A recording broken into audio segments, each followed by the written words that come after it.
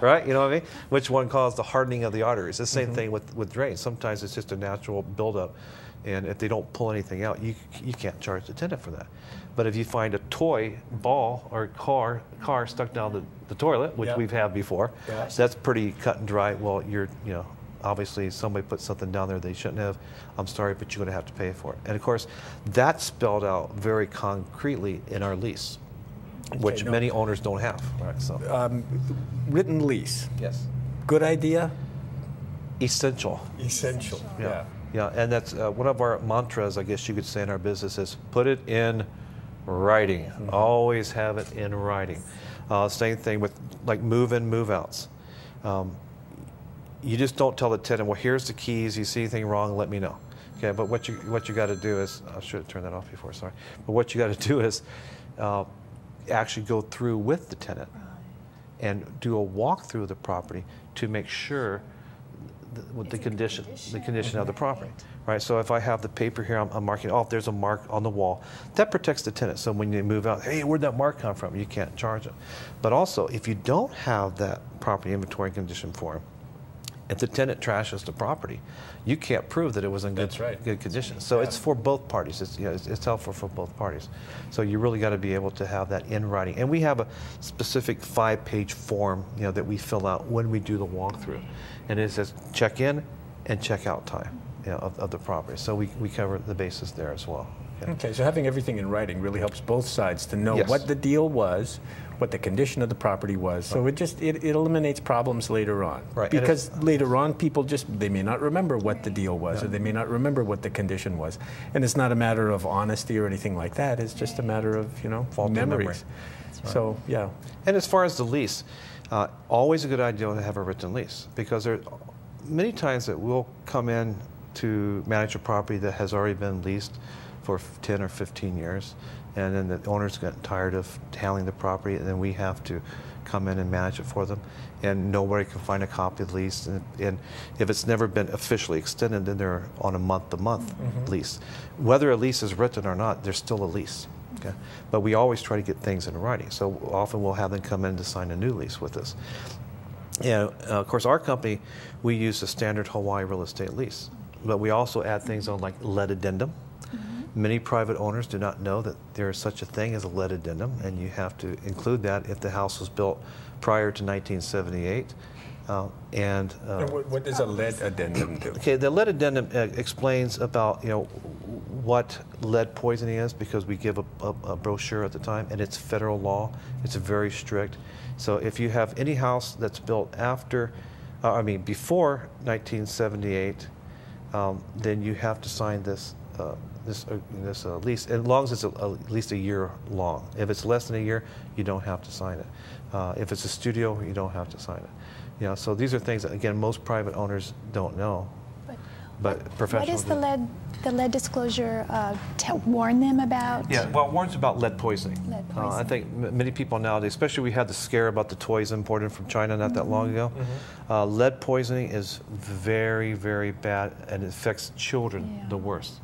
And especially if they ingest like lead-based paint, that's the paint chips, and that's why the painted toys was such a big thing. It could cause retardation, and it could cause stunt growth and all kind of medical problems. It also affects adult, but in a more insidious way.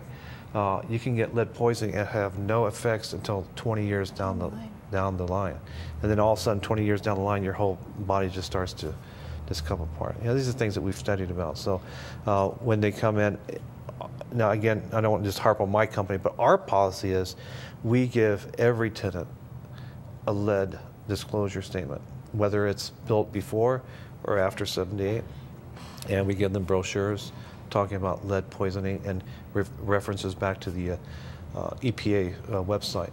Also, a new law coming into effect April 1st is talking about lead paint remediation. Okay. Very strict laws on how you remove lead-based paint from structures.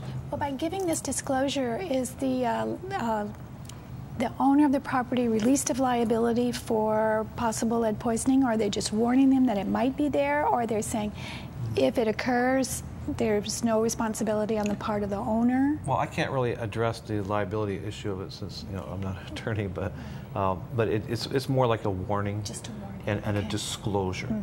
Like, yes, we know there's lead-based paint here, or there could be, but we don't know. Yeah. Which is 99% of the time, that's what we marked up. We don't know, because we're not obligated by law to test it. So after April 1st, there'll be standards for removing lead-based paint? Yes. Okay, and that's good. Like it's almost like when you, they're in place now for asbestos removal. But lead-based paint, again, if it's old, especially exterior, because a lot of times exterior paints that are old, and they start to alligator. Interior paint, a lot of times you paint over, and it's encapsulated. You don't sand it down, but outside, a lot of times you'll sand it down. If you sand down this lead-based paint, bzzz, all of a sudden it gets airborne, and people breathing in, before you know it, they're sick. Yeah, so. Interesting. Are there any other things like lead that you have to warn people about or have to be careful about? And asbestos is...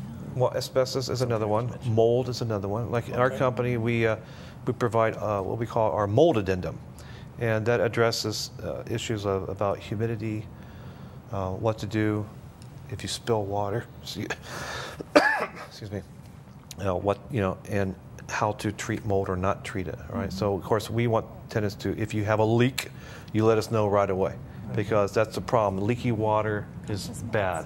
What causes mold? Because we live with mold. Mold is everywhere we live. It's there already. Yeah, but there's good mold and there's bad mold. Right? So we don't want the bad mold to grow. But again, it's a disclosure, an information sheet, what to do if you spill water, because if you don't clean it up, then you may be liable. The tenant may be liable for not taking care of the property properly. And radon gas is another one. You don't hear much about it here in Hawaii. What is radon gas? Well, radon gas it's a natural occurring gas. It's a byproduct of radioactive decay of uranium. Yeah, and uranium is found in the mainland a lot more than it is here in Hawaii. So in the mainland, it can be a big trouble because it's if you have radon gas coming in through your air through your basement into your house, it's radioactive. It causes carcinogenic. Yeah, it causes cellular damage, and it's very carcinogenic, right? So it would come from the soil, or it would come from the building? Ground. Just from the ground. But I didn't even know radon was an issue here. It's generally not. I'm not going to say it's not an issue at all, but we have no state laws requiring us to test for it or disclose about it. And I think it's because it has the volcanic nature of our rocks here. And as far as I know, there's no uranium in Hawaii or other radioactive materials, right? But at our last national convention in Florida, that was the topic of the workshop that I dealt with, was environment and property management practices. So we talked about that. Air quality control can be a problem in big buildings, especially talking about mold and other toxic type of gases. Right?